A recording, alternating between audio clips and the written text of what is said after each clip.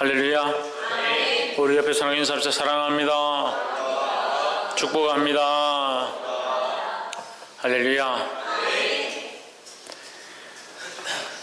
9장 1절 말씀. 여룻바알의 아들 아비멜렉이 세겜에 가서 그 아비 형제에게 이르러 그들과 외조부의 온 가족에게 말하여 가로되 했습니다.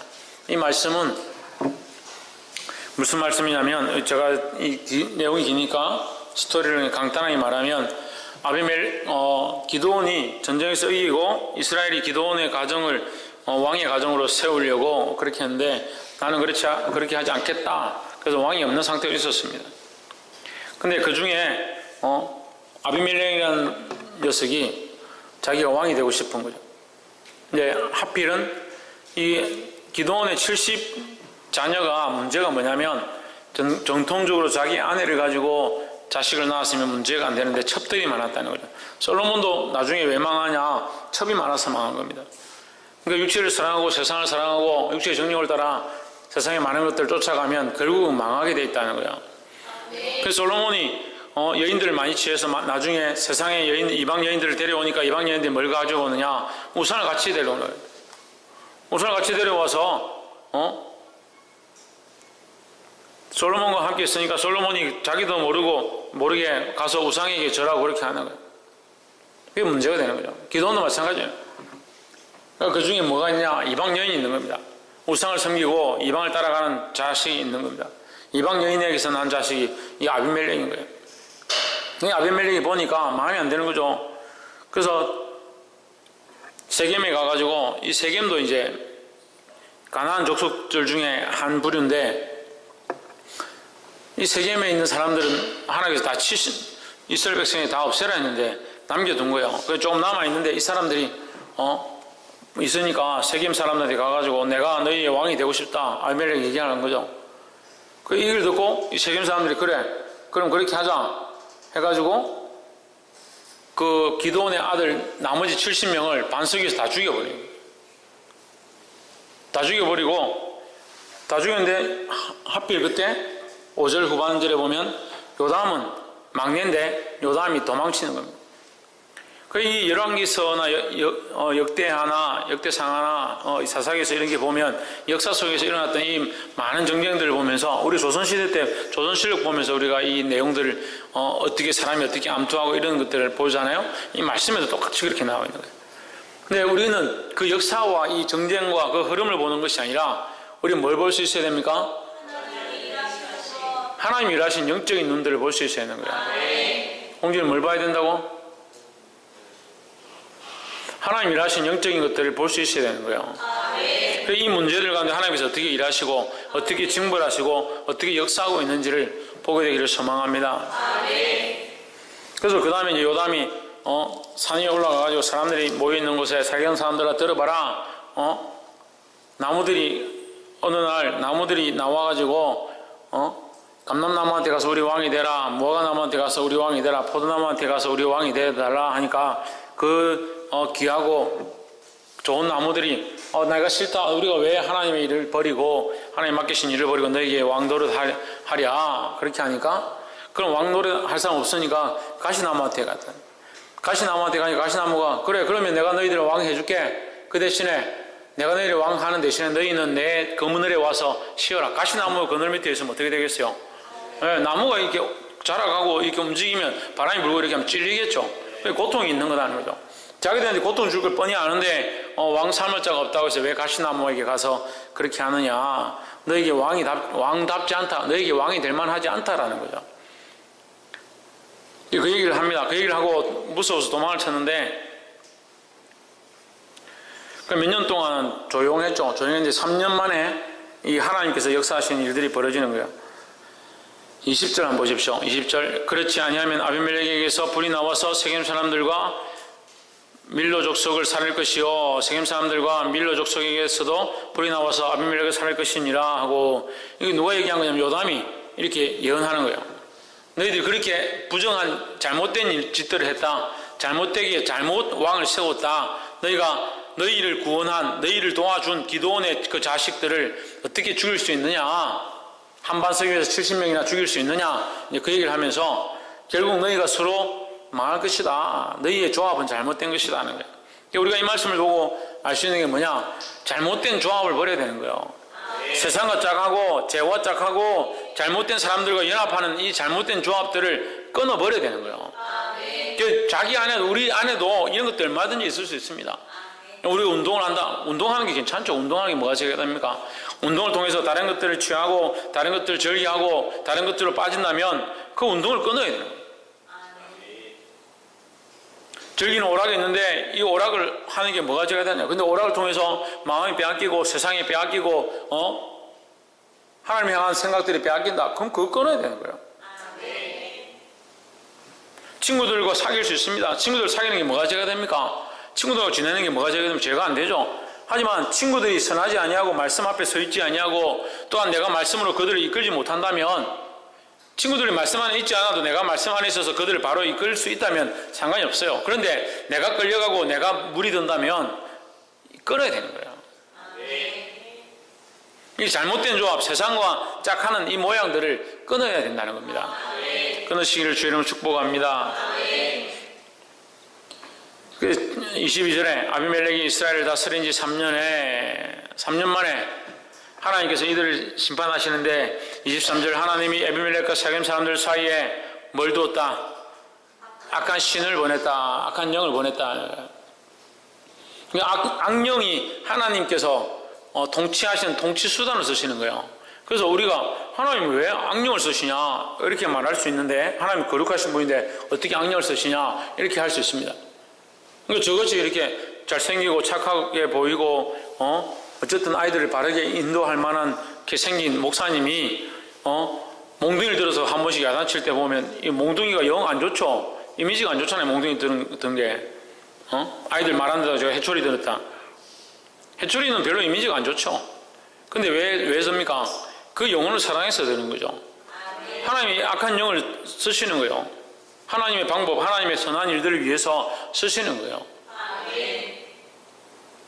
그렇다면 하나님께서 이 악한 영들을 용납하시고 이 악한 영을 하나님께서 조종하고 하나님 그 악한 영을 자기 편으로 이렇게 하신 그런 의미가 아니라 하나님께서 이 거룩한 일들을 위하여 이 악한 것들을 사용하시는 거죠. 이게 좀 어렵습니다. 이 악한 영들을 쓰셔서 뭘 도모하느냐? 죄 지은 자를 징벌하고 방황하는 자를 하나님 앞으로 돌아오게 하는 일들을 하시는 거예요. 그럼 악한 영이 들어가니까 이제 이들한테 어떤 마음들이 생겼냐? 마음에 안 든다. 우리가 왜 아비멜렉에게 엎드려야 되냐? 백성들은 이렇게 되고 아비멜렉은 이것들이 잘 해줬더니 이제 와서 까보는구나. 그래서 둘이 싸움이 난 거죠. 싸움이 나서 지금 이제 뒤 본문들은 백성들이 나눠지죠. 나눠지고 가알이라는 사람이 나타납니다. 어디나 이제 머리 된 사람이 있죠. 가알이라는 사람. 34절에 아비멜렉과 그를 쫓은 모든 백성이 밤에 일어나 네 때로 나눠 세겜을 대하여 매복하였더니 했습니다. 가알이 일어나가지고 우리가 왜 아비멜렉을 섬겨야 되냐? 26절에 보면 에베스의 아들 가알이라 되어 있죠. 에베스의 아들이라는 가알이 그 형제로 더불어 세겜에 이르니 세겜 사람들이 그를 의뢰하니라.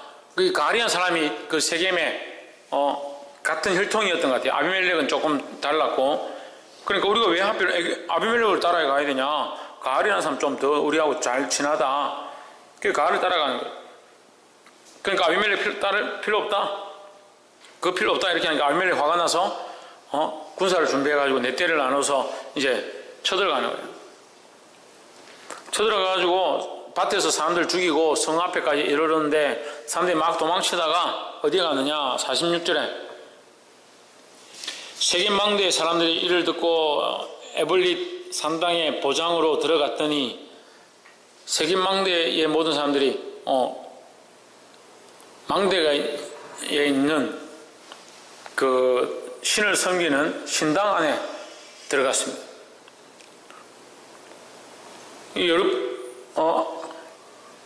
아비멜렉이 그걸 듣고 이제 산에 가가지고 나무를 패가지고 48절에 보면 손에 도끼를 들고 나무를 패서 사람들에게도 이렇게 다 너희도 나무를 하나씩 패라. 그래서 나무를 다 패가 하나씩 들고 와서 그 문 앞에 대고 불을 질 겁니다. 49절에 모든 백성도 각각 나뭇가지를 찍어서 아비멜렉을 쫓아 보장에 대어놓고 그 문짝에 대어놓고 보루 위에 기둥 위에 대어놓고 그것들이 얹혀있는 보루에 불을 놓음에 세겜망대에 있는 사람들이 다 죽었다는 거예요. 다 죽은 사람이 1000명이었다. 그 1000명을 죽이고 나서 50절에 자 보십시오. 그러면 지금 하나님께서 둘 사이에 악한 영을 보내서 둘이 싸우게 했는데 요담이 뭐라고 예언합니까? 너희가 둘 다 망할 것이다 했죠. 둘 다 망할 것이다 했잖아요. 그래서 지금 한쪽은 세겜 족속들은 다 죽었습니다. 이 불타가지고 다 죽었습니다. 네, 다 죽고 징벌을 받았습니다. 그럼 살아있는 쪽은 어디입니까? 아비멜렉이죠. 지금 아비멜렉이 죽어야 그 예언이 온전히 이루어지는데 어떻게 되냐? 53절에 보면 데베스라는 곳에 가서 데베스도 진치고 그 성을 얻으려고 막 그렇게 하는데 53절에 보면 아비멜렉이 52절 아비멜렉이 망대 앞에 이르러서 치며 망대의 문을 가까이 나아가서 그것을 불사르려 하더니 53절에 한 여인이 맷돌 윗짝을 아비멜렉의 머리 위에 내려 던져 그 두 개구를 깨트리니 했습니다. 위에서 맷돌을 왜 던졌는지 모르겠지만 맷돌을 던졌는데 그 높은 망대에서 맷돌을 던졌는데 그 맷돌이 떨어져가지고 정확하게 아비멜렉 머리 위에 맞는 거 쉽지 않죠? 네, 오늘 테스트 한번 해볼까요? 맞추기가 힘들어요. 맷돌을 들고 여인이 던지는 것도 힘들 뿐더러 그걸 던져서 맞는 게 쉽지 않죠. 하나님께서 결국 이들에게 뭐 하시느냐? 징벌하시는 거예요. 56절 아비멜렉이 그 형제 70인을 죽여 자기 아비에게 행한 악을 하나님이 같이 갚으셨고 했습니다. 그래서 악은 반드시 누가 갚으신다? 하나님 갚으신다는 거예요. 우리가 알아야 될 것은 우리가 악하게 행하면 그 악하게 행한 것들에 대한 보응을 받게 되어 있습니다. 그러니까 정신을 차려야 되는 거예요.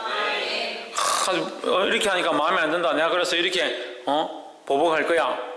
거기에 대한 대가를 받는 거예요. 나는 왜 이럴까? 나의 삶이 왜 이럴까? 고민하지 마세요. 믿음으로 살지 않은 결과예요. 믿음으로 다시 돌아오면 되는 거예요. 할렐루야.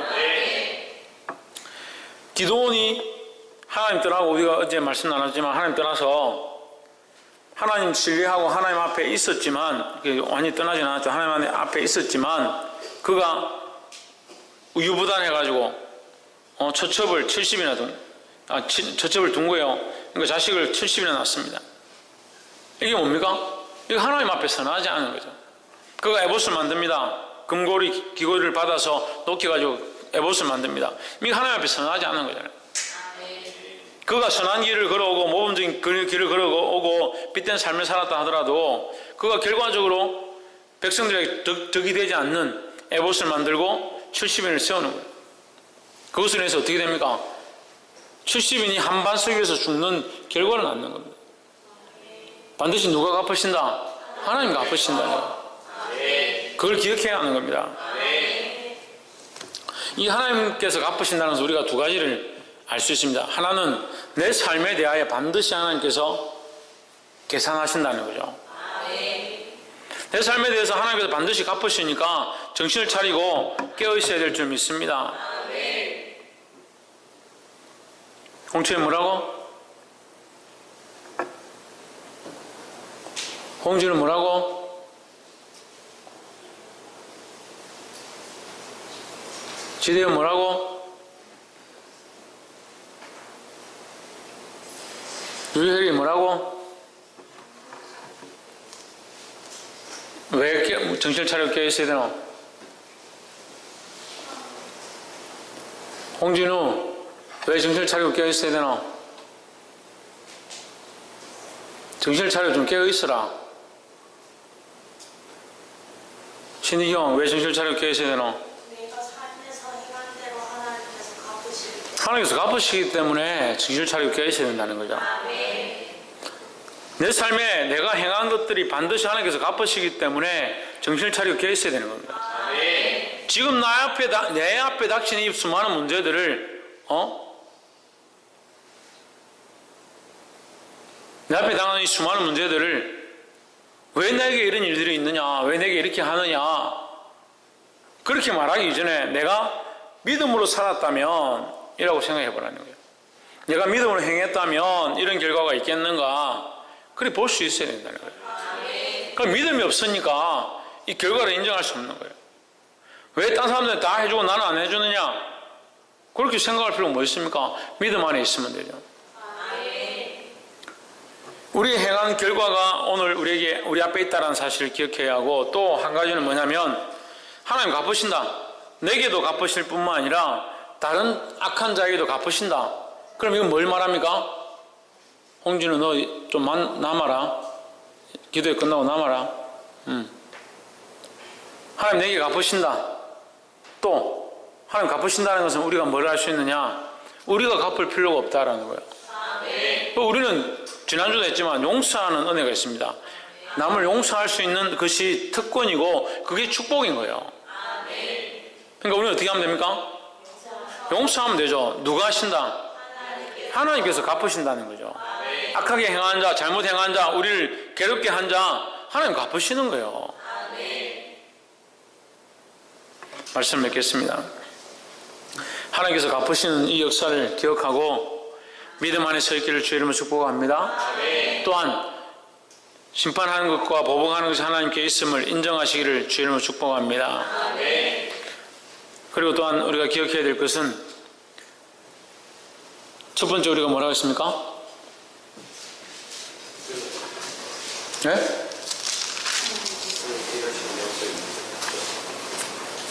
첫 번째, 네? 첫 번째 얘기 안 했어요?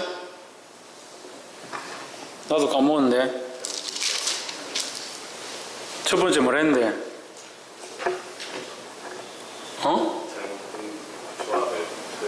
그렇지, 잘못된 조합을 끊으라 했잖아요.